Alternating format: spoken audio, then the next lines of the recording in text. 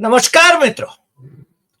આજે સીધું ને સટમાં આમ તો ઘણા બધા સમાચારો છે, પણ આપણે કોંગ્રેસનું ગુજરાતમાં અધિવેશન મળવાનું છે અને કોંગ્રેસના અધ્યક્ષ મલ્લિકાર્જુન ખડગે જે કડકાઈથી નવનિયુક્ત પ્રભારીઓ અને જનરલ સેક્રેટરીઝ એમની જે દિલ્હીમાં બેઠક લીધી, એમાં જે પાર્ટીને અને સંગઠનને મજબૂત કરવા માટેના જે નિર્ણયો કર્યા છે અને નરેન્દ્ર મોદીની સરકાર ચીનને લાલ સલામ કરી રહી છે, એના વિશે આપણે વાત કરવાના છીએ. પણ પહેલા દિલ્હીમાં તમને ખ્યાલ છે કે દિલ્હીમાં 5 ફેબ્રુઆરીએ મતદાન થયું, 8મી ફેબ્રુઆરીએ પરિણામ આવ્યા અને ભારતીય જનતા પાર્ટીનો વિજય થયો. પરંતુ એના મુખ્યમંત્રી બનાવવામાં કેટલા બધા દિવસ, 12 દિવસ વીતી ગયા. આજે એના મુખ્યમંત્રી રેખા ગુપ્તાએ શપથ લીધા અને એમના મંત્રીમંડળમાં પરવેશ વર્મા એ નાયબ મુખ્યમંત્રી બન્યા અને નરેન્દ્ર મોદીની અંગત જીવન અંગે જે દિલ્હીની વિધાનસભામાં આમ આદમીના ધારાસભ્ય તરીકે જે એફિડેવિટ વાંચી રહ્યા હતા અને પછી પલટી મારીને ભારતીય જનતા પાર્ટીમાં જોડાયેલા કપિલ મિશ્રા પણ મિનિસ્ટર બને છે. શું ખેલ છે! આ રેખા ગુપ્તાના ટ્વીટ એ એકદમ ગાળાગાળીના ટ્વીટ રહ્યા છે. મને લાગે છે ગાળાગાળીના ટ્વીટ અને નરેન્દ્ર મોદીના સાથીઓ એ બેફામ બનીને જે નિવેદનો કરે છે, એમાંનું એક ઉદાહરણ એ રેખા ગુપ્તાએ અરવિંદ કેજરીવાલ મુખ્યમંત્રી એમની માની કોખ વિશે પણ એમણે જે ટ્વીટ કર્યું હતું એ એટલી હલકી કક્ષાનું હતું અને એમણે એવા ગંદા ટ્વીટ કરેલા. પણ મને લાગે છે કે ભારતીય જનતા પાર્ટીમાં આને તો મોટી લાયકાત ગણાવવામાં આવતી હશે. રમેશ બિધુડી હારી ગયા, નહીં તો એમણે લોકસભામાં જે રીતે મુસ્લિમો વિશે જે નિવેદન કર્યું હતું, મુસ્લિમ સાંસદ વિશે જે નિવેદન કર્યું હતું અને ભારતીય જનતા પાર્ટીના મિત્રોએ તાળીઓ પાડી હતી, એ રમેશ બિધુડી એ જો જીત્યા હોત તો કદાચ એ મુખ્યમંત્રી બનત. પણ ખેર, એ હારી ગયા આતિશીની સામે, એટલે રેખા ગુપ્તાનો નંબર લાગી ગયો. નવી સરકાર છે અને એ સરકાર સારી ચાલે, એમણે આપેલા વચનો પૂરા કરે એવી આપણે અપેક્ષા કરીએ.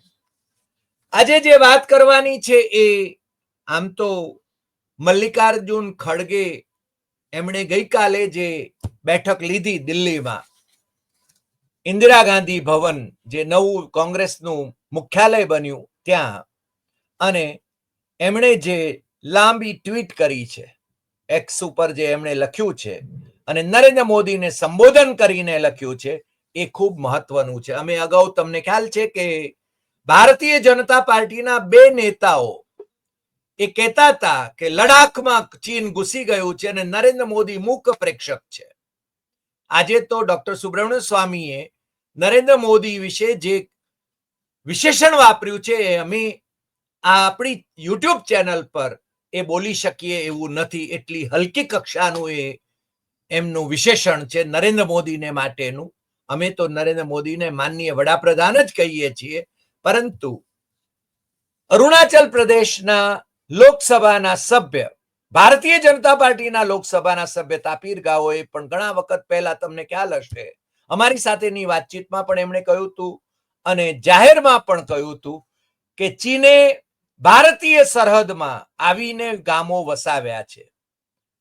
અને મલ્લિકાર્જુન ખડગે એ એના વિશે લાંબુ એક ટ્વીટ કર્યું છે, એની તો આપણે વાત કરીએ છીએ. પરંતુ એપ્રિલ મહિનામાં ગુજરાતમાં કોંગ્રેસનું અધિવેશન મળી રહ્યું છે, એ પણ એક મોટા સમાચાર છે. જે આમ તો ગઈકાલે કોંગ્રેસના, રાષ્ટ્રીય કોંગ્રેસના ઓફિશિયલ બ્રીફિંગમાં એ સમાચાર જયરામ રમેશે એમના સ્ટેટમેન્ટની અંદર આપ્યા હતા, પણ બહુ ઝાઝા પ્રસિદ્ધિ પામ્યા નથી, કારણ કે ગુજરાતમાં કોંગ્રેસનું અસ્તિત્વ એ લગભગ નામશેષ થઈ રહ્યું છે અને કોંગ્રેસના જે નેતાઓ છે એ નેતાઓ એ ચૂંટણી લડતા નથી. એ ભારતીય જનતા પાર્ટીની બી ટીમ તરીકે જ કામ કરતા હોય એવી ભૂમિકા ઉપર છે. એટલે રાહુલ ગાંધી ગુજરાતની કોંગ્રેસને વિખેરી નાખશે અને નવી કોંગ્રેસ એટલે એ નવા હોદ્દેદારોને એ નિમણૂક આપશે ગુજરાતમાં જ્યારે કોંગ્રેસનું અધિવેશન યોજાશે ત્યારે. એ બાબતમાં અમને જરાય શંકા નથી. પરંતુ ગુજરાતમાં કોંગ્રેસને ઊભી કરવી તો આ જૂના જોગીઓ છે એમને ઘર ભેગા કરીને એ કોંગ્રેસની અંદર છે ને સુરંગો ન મૂકે એને માટેની પણ વ્યવસ્થા રાહુલ ગાંધી અને મલ્લિકાર્જુન ખડગે એ કરવી પડશે. એ બહુ સ્પષ્ટ છે. કારણ કે અત્યારે જે લોકો હોદ્દેદાર છે એ લોકો ભારતીય જનતા પાર્ટી સાથે મળેલા છે અથવા તો એ સુષુપ્ત અવસ્થામાં છે, જે લડવા માટે તૈયાર નથી. અને ભારતીય જનતા પાર્ટી અહીંયા શાસન કરવા માટે યાવતચંદ્ર દિવાકરો છે એવું માનીને એ લોકો લડાયક મિજાજ અથવા તો મોરલ એ ગુમાવી બેઠા છે એવું અમને જરૂર લાગે છે. પણ મલ્લિકાર્જુન ખડગે આ ઉંમરે પણ એમનામાં જે આક્રમકતા છે એ આપણે જોઈ શકીએ છીએ. એમણે નરેન્દ્ર મોદીને સંબોધીને કહ્યું હતું, આપ चीन को लाल आंख के बजाय लाल सलाम की नीति अपना रहे हैं. भारत की राष्ट्रीय सुरक्षा, भौगोलिक संप्रभुता एवं अखंडितता सर्वोपरि है. मोदी सरकार इसे खतरे में डाल रही है. हमारा आरोप बड़ी जिम्मेदारी के साथ है और तथ्यों के आधार पर है. चीन ने अरुणाचल के बॉर्डर पर 90 नए गांव बसाने शुरू कर दिए हैं. पहले हमारी सीमा पर 628 ऐसे गांव चीन बसा चुका है, ऐसा समाचार पत्रों का कहना है. मोदी सरकार सीमा पर वाइब्रेंट विलेजेस प्रोग्राम का खूब प्रचार करती है. संसद में आपने खूब बड़ा चढ़ाकर इसका बखान किया था, लेकिन सच्चाई यह है कि पिछले 2 वर्षों में वाइब्रेंट विलेज प्रोग्राम्स का 90% फंड खर्च नहीं हुआ है. ये योजना फरवरी 23 में लॉन्च की गई थी. 4,800 करोड़ आवंटित फंड में से केवल 509 करोड़ ही खर्च हुए हैं. हिमाचल प्रदेश में जहां 75 गांव सुधारने हैं, वहां केंद्र की मोदी सरकार ने ना के बराबर राशि दी है. दिसंबर 2024 में चीन ने ब्रह्मपुत्र नदी पर दुनिया का सबसे बड़ा बांध बनाने की घोषणा की, जो हमारी राष्ट्रीय सुरक्षा, पर्यावरण और उत्तर पूर्वी राज्यों के लिए विनाशकारी साबित हो सकता है. ब्रह्मपुत्र नदी भारत के मीठे पानी के संसाधनों का 30% हिस्सा है, जिससे इसका प्रवाह भारत के लिए बेहद महत्वपूर्ण है. 2022 में राज्यसभा में विदेश मंत्रालय के एक जवाब के अनुसार आपकी सरकार ने कहा कि मार्च 2021 में चीन ने अपनी 14वीं पंचवर्षीय योजना को अपनाया, जिसमें ब्रह्मपुत्र नदी के निचले इलाकों में हाइड्रो पावर प्रोजेक्ट की योजनाओं का उल्लेख है. इसका मतलब है कि मोदी सरकार को 2021 से ही इस मामले की जानकारी थी, लेकिन फिर भी आपकी सरकार बिल्कुल चुप रही. बात स्पष्ट है, मोदी जी, आपकी सरकार की प्राथमिकता पीआर स्टंट और स्वयं के झूठे विज्ञापन है, भारत की राष्ट्रीय सुरक्षा नहीं है. આ બાબત છે ને એમણે નરેન્દ્ર મોદીને સંબોધીને બહુ સ્પષ્ટપણે કહી છે. એટલે એનો અર્થ એ થયો કે આપણી સીમા ઉપર 718 ગામ ચીન વસાવી રહ્યું છે.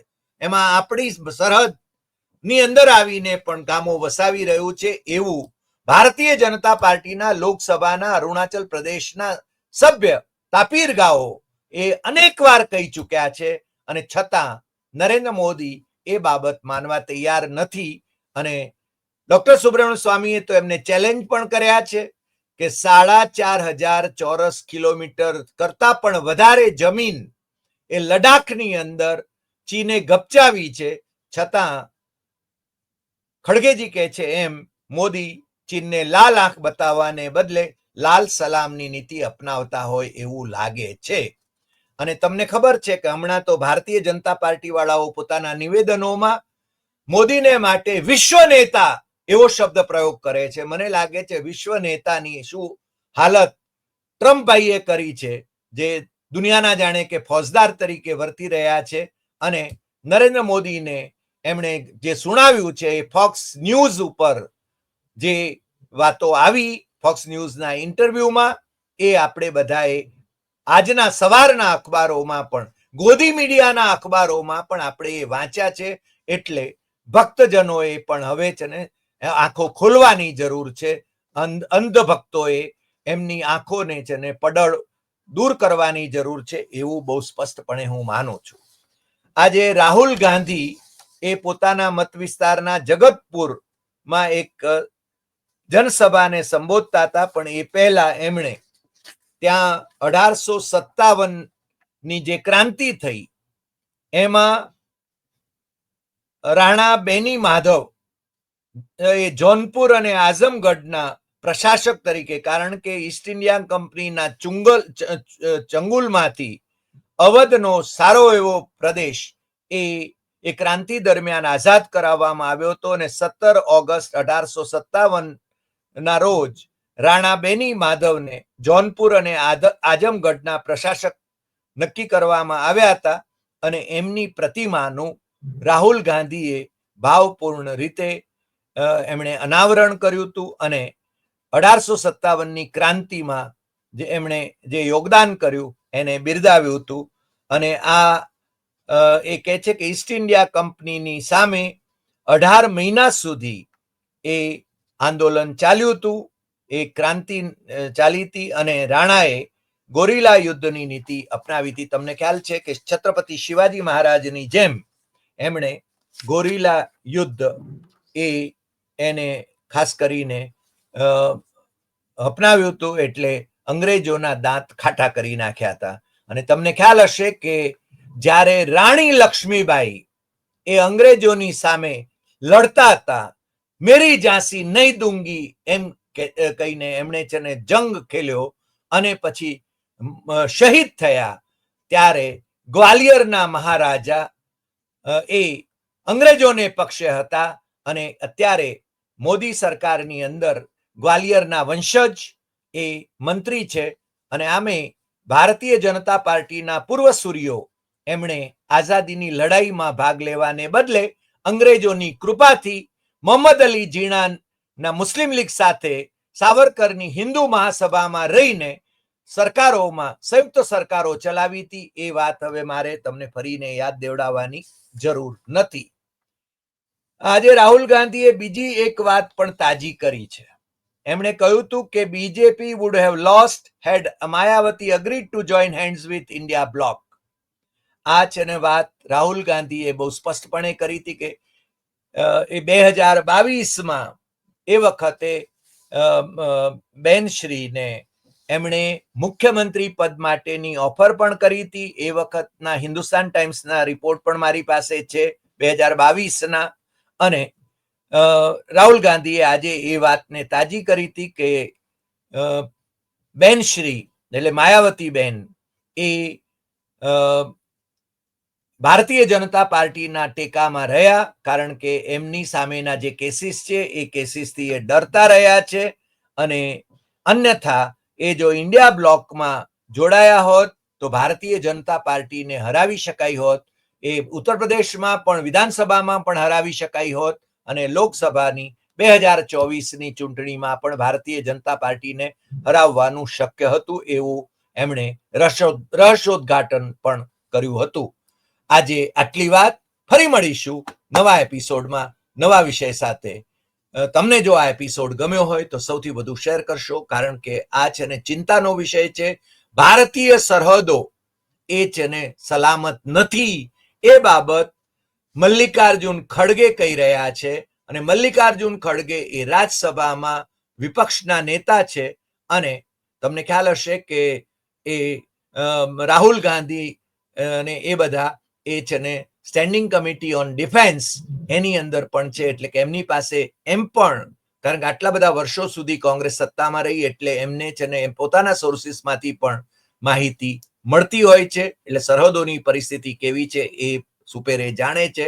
અને બીજું કે મોદી સરકારે લશ્કરી અધિકારીઓના વિરોધ છતાં કચ્છના ખાવડા વિસ્તારમાંથી એટલે પાકિસ્તાનની બોર્ડરનો જે 10 કિલોમીટર સુધી કોઈ બાંધકામ ન થઈ શકે, કોઈને પ્રાઇવેટ પાર્ટીને આપી ન શકાય. એ છતાં અદાણીને ત્યાં આગળ છે ને સૌર ઉર્જા અને પવન ઉર્જા માટે એમણે એ 10 કિલોમીટરની અંદર, એટલે કે બોર્ડરથી માત્ર 1 જ કિલોમીટર સુધીના અંતરે એમને જમીન ફાળવવાનું કામ કર્યું છે. માત્ર પાકિસ્તાનની સરહદે જ નહીં, પણ બાકી એણે બાંગ્લાદેશની સરહદે, મ્યાનમારની સરહદે, ચીનની સરહદે અને નેપાળની સરહદે પણ આ 10 કિલોમીટર જે હોય છે વિસ્તાર, એને 1 કિલોમીટરનો કરવામાં આવ્યાના અહેવાલો એ આપણા માટે ચિંતાજનક છે. તમારે માટે પણ ચિંતાજનક હોવા જોઈએ. અને એટલા માટે જ અમે કહીએ છીએ કે લોકોને જગાડતા રહેજો. આજે આટલી વાત. ફરી મળીશું નવા એપિસોડમાં નવા વિષય સાથે. નમસ્કાર.